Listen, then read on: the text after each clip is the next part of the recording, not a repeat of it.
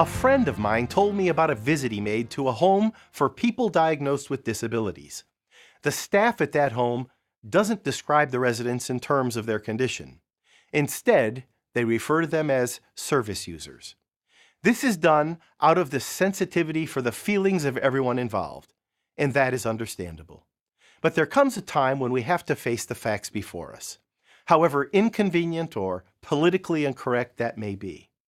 That's why when the Bible describes us in our unredeemed state, it tells it like it is. We're sinners. We don't like that term today. It's not politically correct.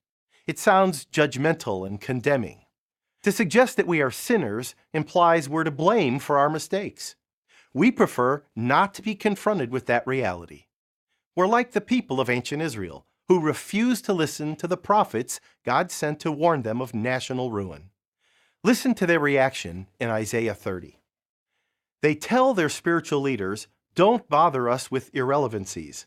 They tell their preachers, "Don't waste our time on impracticalities. Tell us what makes us feel better.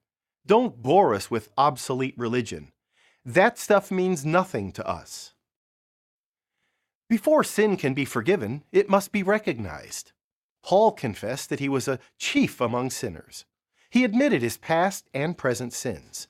He didn't minimize them or make them sound politically correct. He knew that his only hope was to accept the gracious sacrifice of Jesus on the cross. Jesus came to make God's eternal love visible. He came among us as one who serves. He was and is the demonstration of God's love and mercy for all humanity. And his sacrificial death was his crowning act of service for men and women everywhere. Like Paul, we should be willing to accept what we are, sinners. And in facing that fact, we're able to take advantage of the service Christ offers. Don't be afraid to admit you are a sinner and receive God's grace. I'm Joseph Tkach, speaking of life.